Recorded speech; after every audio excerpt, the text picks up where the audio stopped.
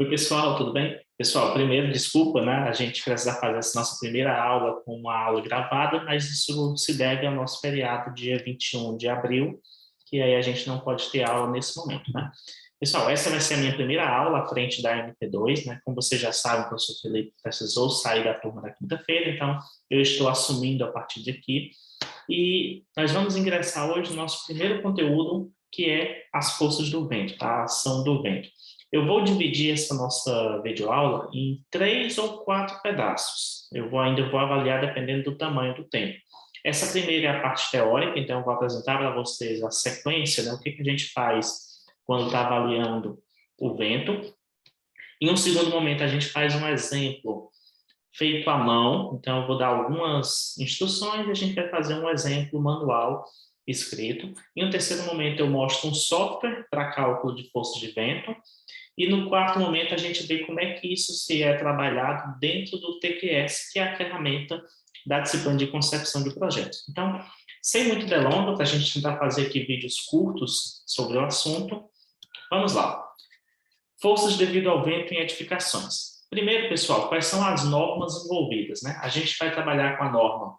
A gente precisa ter conhecimento da norma 6118, que é a de concreto armado, a 6120, que trata exatamente sobre ações, só que, como vocês podem ver aí no texto, essa norma ela trabalha, sim, com todas as ações mínimas que devem ser trabalhadas, né? Devem atuar ou ser consideradas em um projeto de edificação de qualquer material, mas ela exclui alguns itens especiais, como, por exemplo, a NBR 6123, que é exatamente a norma de vento. Então, o vento não está incluso na 6120, a gente tem que olhar para uma norma especial.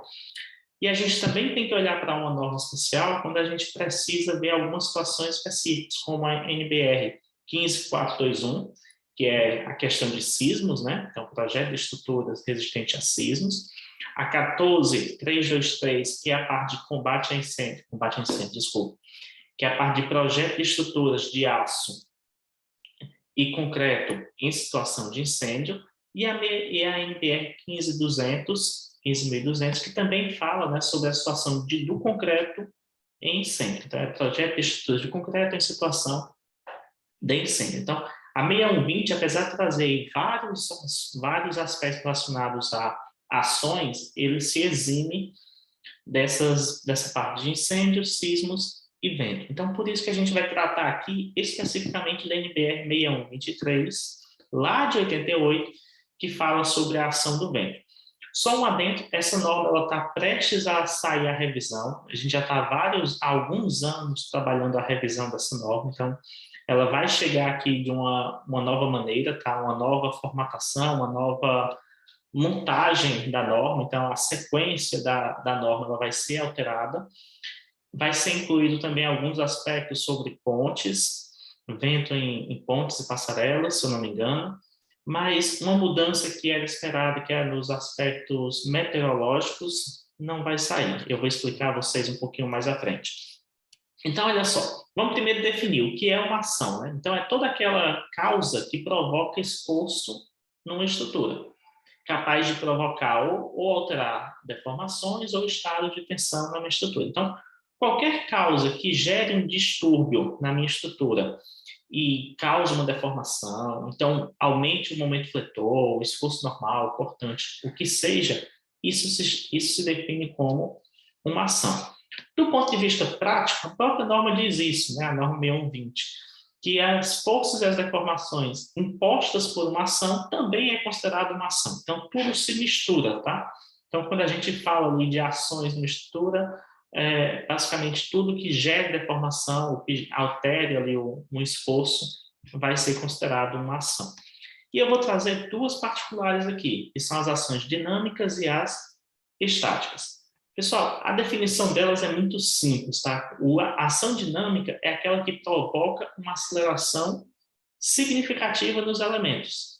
Então, eu não posso desconsiderar o seu efeito. Então, ela atua, né? É uma ação que atua na estrutura e gera uma aceleração. A estática é a que não gera uma aceleração significativa. Então, olhando por esse raciocínio, a gente entende que a força do vento é uma força dinâmica. E o que a norma vai vai trabalhar com a gente aqui, pelo menos em uma parte, é transformar essa ação dinâmica em uma carga estática, tá? Para que facilite realmente o nosso uso dela no dia a dia. Então, o que eu preciso considerar? Existem dois aspectos a considerar na norma de vento. Os aspectos meteorológicos, como o local da edificação, o tipo de terreno, por exemplo, se o terreno é plano, ele está em aclive, em declive, se ele é um morro. Eu tenho que olhar também qual é a altura total da minha edificação, a rugosidade do terreno, aí eu estou falando das proximidades, da vizinhança da minha edificação. O que é que tem por perto dela? Eu tenho muitos prédios altos. Não, eu tenho ali somente casas. Não, é uma fazenda, não tem nada por perto. É no meio de uma floresta densa, não sei. Então, a rugosidade do terreno, ela vai influenciar. E, claro, o tipo de ocupação. É uma edificação residencial, comercial, industrial, é um depósito, o que é que vai ser trabalhado dentro daquela edificação. Então, tudo isso aí entra nos aspectos aí meteorológicos da norma. E a outra parte é a parte de aspectos aerodinâmicos, basicamente falando sobre a forma da minha edificação. Então, vamos trabalhar aqui cada uma delas em separado. Olha só, temos aqui o vento. Então, imagine aí a edificação, a gente tem a vizinhança e atua o meu vento. Lembrando, o vento ele realmente funciona como um gradiente, então ele vai aumentando com a altura. E a questão é, qual é a velocidade do vento que a gente vai considerar no nosso projeto? Qual é a velocidade que a gente vai entender impactando a nossa edificação? Então, olha só, para determinar essa pressão dinâmica, a gente tem que partir do seguinte, a gente tem que calcular a velocidade básica, a gente tem que determinar, desculpe, a velocidade básica do vento, a gente vai ter um mapa de isopletas para isso. Com base nessa velocidade básica, a gente faz algumas correções baseadas exatamente nos fatores meteorológicos. Então, a gente vai ter os fatores S1, S2 e S3 para fazer uma correção dessa velocidade. Que aí a gente vai ter a chamada velocidade característica, ou VK. Tá? Deixa eu ajeitar aqui. Ó. Deixa eu botar aqui um laser. Aqui, ó. A gente vai ter um VK para trabalhar, e com base nessa velocidade característica, a gente determina a pressão dinâmica que vai atuar na minha estrutura. Então, a pressão dinâmica ela vai ser dada em newtons por metro quadrado. Então, quantos quilos ali, quantos newtons por metro quadrado vão estar atuando na minha estrutura? Geralmente, né, horizontal. Então, ela vai ser... E aí, para calcular essa pressão dinâmica, a gente utiliza essa equação aqui. Ó. Entende que ela só depende da velocidade característica. Então, primeiro passo, como é que a gente vai determinar a velocidade básica do vento? A gente tem o que a gente chama de mapa de isopletas, tá? É o mapa da norma, tá aqui ele, ó, onde ele determina em cada região qual é a velocidade básica do vento. Lembrando, essa velocidade básica do vento ela é definida por aspectos bem peculiares, bem particulares, geralmente em pontos de aviação, né, em aeroportos, onde a gente consegue fazer esse levantamento. É um levantamento histórico. Eu não vou parar aqui para ler, mas está aqui, ó, explicando como é que ele foi feito. E aqui a gente tem um mapa. Se a gente perceber, o nosso Ceará inteiro, ó, e para todo o Nordeste, na verdade, boa parte aqui do Centro-Oeste, Norte, a velocidade básica do vento é de 30 metros por segundo. Que é exatamente porque está aqui, ó, entre essas duas curvas de isopletas de 30 e 30. Quando a gente vai descendo, a gente vai começando a ver incrementos de velocidade, né? As isopletas elas foram feitas de 5 em 5 metros por segundo, e a gente vê aqui, ó, lá no final ali de 50 metros por segundo, aqui na região aqui do Sudeste, a gente vai ter velocidades ali de 35, 40, 45. Então, você avalia o ponto e verifica qual é a isopleta, né? Mais próximo, então faz uma interpolação, aí fica a critério de cada um essa definição. E essa parte rachurada é exatamente para dizer que toda ela é 30 metros por segundo, né? Então não tem por que ter muita dificuldade, principalmente aqui falando da gente para o Nordeste. Então, velocidade zero, 30 metros por segundo, pensando na nossa região. Lembra que eu falei que a norma estava em revisão? Está. Pessoal, esse aqui era o mapa de isopletas novo pensado para a norma. Então, foi um trabalho aí de doutorado que trabalhou exatamente as velocidades, pegando mais pontos. Lembrando, a gente estava com pontos de 88, a gente estava tentando atualizar.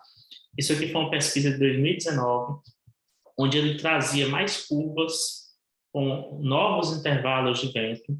Para algumas regiões se aumentou, né? Para outras ali a gente teve uma redução, mas o mínimo por norma continuaria sendo os 30 metros por segundo. Mas, infelizmente, né, a revisão da norma ela não aprovou o mapa de isopretas, não chegaram a um consenso, porque, assim, na revisão, eu acompanhei algumas, traziam-se vários tipos, vários mapas de isopretas para questionar, né, qual deles poderia ser aplicado, poderia alterar o da nossa norma. Por quê? Porque as metodologias de cálculo eram diferentes. E não se chegou até agora a um consenso.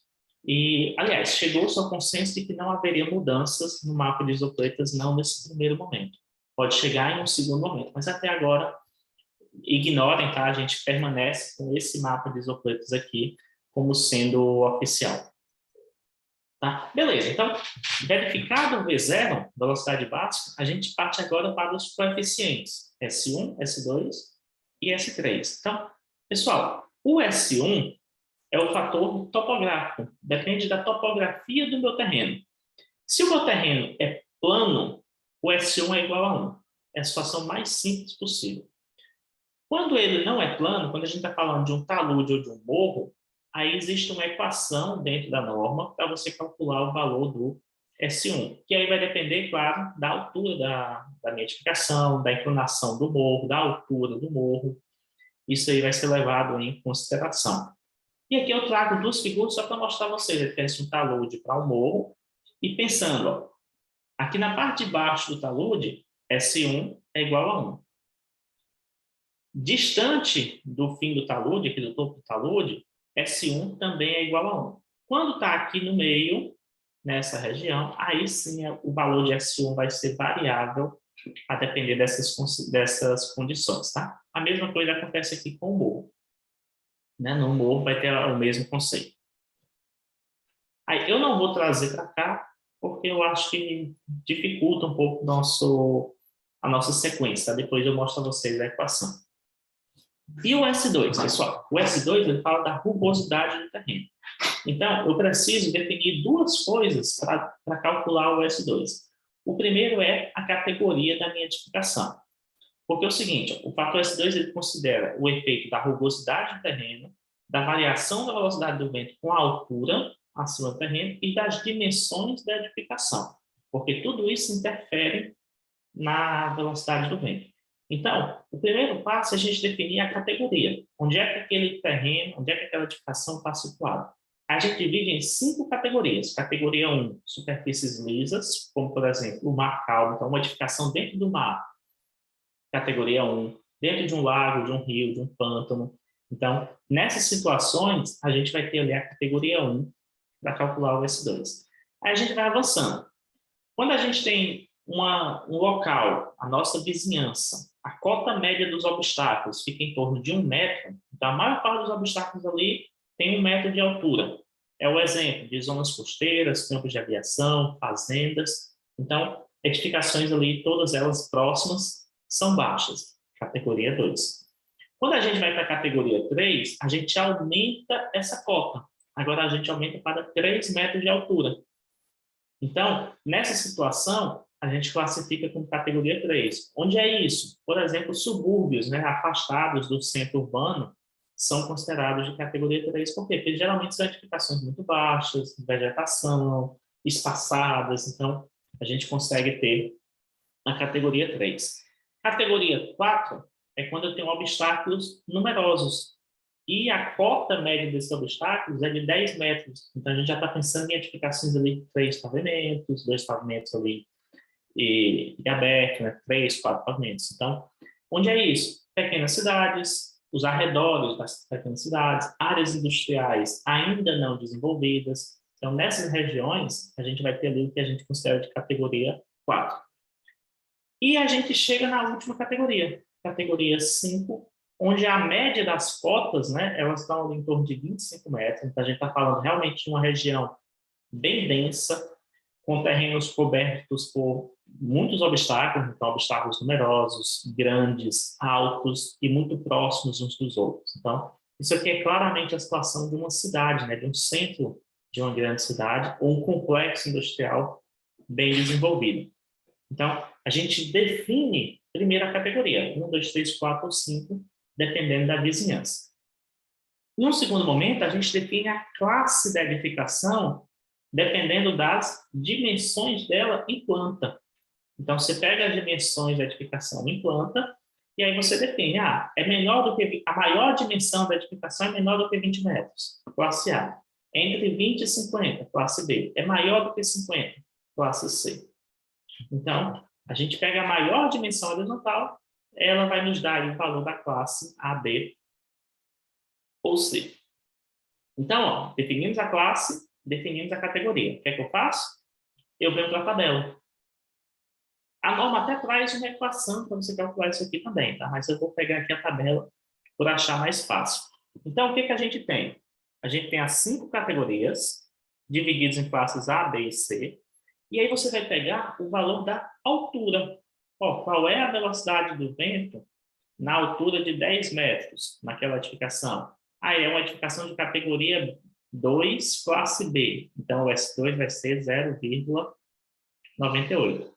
Então, parem um pouquinho, eu vou dar aqui um exemplo para vocês vão procurar o valor. Tá? Categoria 3, classe A, com 15 metros de altura. Categoria 3, classe A, com 15 metros de altura. Então, categoria 3, classe A, 15 metros. Então, a gente vai ter ali o 0,98. Então, o valor do S2 vai ser 0,98. Tá? Então, já definimos S1 e S2. E o S3? Pessoal, o S3 é um fator estatístico. Ele é baseado realmente na consideração do grau de segurança que é requerido e a vida útil daquela edificação. Então, quanto mais prejudicial for a instabilidade ou, como é que eu posso dizer, a ruptura daquela edificação, maior é o seu valor. Quanto menor esse grau de segurança, menor o seu valor. Então, a gente tem os dois extremos aqui. O 5, edificações temporárias, durante a fase de construção. Então, a gente tem um fator de segurança menor. Grau 1, grupo 1, edificações cuja ruína pode afetar a segurança ou a possibilidade de socorro após uma tempestade. Exemplos, hospitais, quartéis, centrais de comunicação. Então, fator de segurança ali, o S3, igual a 1 e 10. Então, dependendo do grau, a gente vai ter valores diferentes. Para o vídeo, ler cada um deles para vocês entenderem o que a gente está falando. Só a título, né, edificações comuns para a gente, que é a residencial, ela está aqui, fator S3 igual a 1. Então eu descobri a velocidade básica, S1, S2 e S3. O que eu faço? Calcula a velocidade característica. É só fazer o produto desses 4 itens. V0, S1, S2 e S3. Faz o produto deles, achou a velocidade característica. Achada a velocidade característica, a gente agora passa para a pressão dinâmica.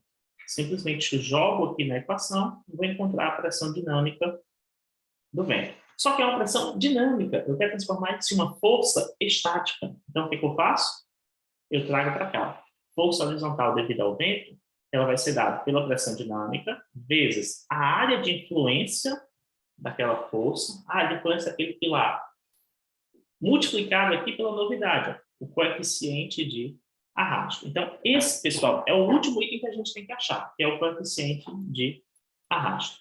Esse coeficiente ele é calculado a partir de um gráfico como esse, está dentro da norma 6123. O que ele me pede? Ele me pede que eu faça, aqui está o vento, eu tenho que calcular ele para 4 ventos. O vento 0, o vento 90, o vento 180 e o vento 270. Só que você vai perceber que o vento 90 e 270 são iguais. O vento 0 e 90 são iguais. Então, a gente nem se preocupa tanto assim, né? Eles vão ser iguais, porque a gente está falando de uma edificação retangular, ou ligeiramente, ou praticamente retangular. Ela pode ter, sim, uma variação ali, mas a gente considera, na maior parte dos casos, como retangular. Então, eu vou ter que fazer duas razões. A primeira delas, ó, é o L1 dividido por L2. Então, L1 dividido por L2. L1 dividido por L2. E a segunda razão é a altura da edificação dividido por L1. E aí, a altura da edificação dividido por L1. L1 por L2, altura dividido por L1. Liga esses dois pontos, onde der o meu gráfico, vai ser o seu coeficiente de arrasto. Ah, professor, exatamente no ponto que você colocou, não bate nenhuma das curvas, está entre 1,3 e 1,4. Aí você vai pelo seu entendimento. Ah, vou usar 1,3. Não, eu vou interpolar. Vou botar 1,33, 1,32. Não sei. Entende? Aí a gente também pode trabalhar com a interpolação dos gráficos, tá bom? Isso daqui, pessoal, é o gráfico para quando a gente considera o vento de baixa turbulência. Por que eu digo isso? Porque existe o mesmo gráfico, só que para vento de alta turbulência. É o mesmo raciocínio, L1 sobre 2, H sobre L1. Mas aí você vai se perguntar, tá, e como é que eu sei se eu vou usar baixa turbulência ou alta turbulência? Já adianto, na maior parte dos casos, você vai usar o de baixa turbulência. Mas, professor, como é que eu sei? A norma diz isso daqui, ó. Uma edificação, ela pode ser considerada em vento de alta turbulência quando sua altura não excede 2 vezes a altura média das edificações vizinhas. Então, a altura dela não excede 2 vezes a altura média das edificações vizinhas, estendendo-se estas na direção e no sentido incidente, a uma distância mínima de... Aí depende, né? Se o seu prédio tem até 40 metros de altura, então você vai olhar as edificações no perímetro, né, no raio de 500 metros. Ah, minha edificação tem até 55 metros de altura, de 40 a 55. Ah, então você vai olhar o perímetro, né, o raio ali de 1.000 metros, 2.000 metros, 3.000 metros. Então, a gente trabalha exatamente com essa classificação aqui para definir se é de alta ou de baixa turbulência. Então, eu vou encerrar esse primeiro vídeo teórico aqui, e aí no próximo vídeo, na parte 2, a gente vai colocar isso em prática na mão. Até já!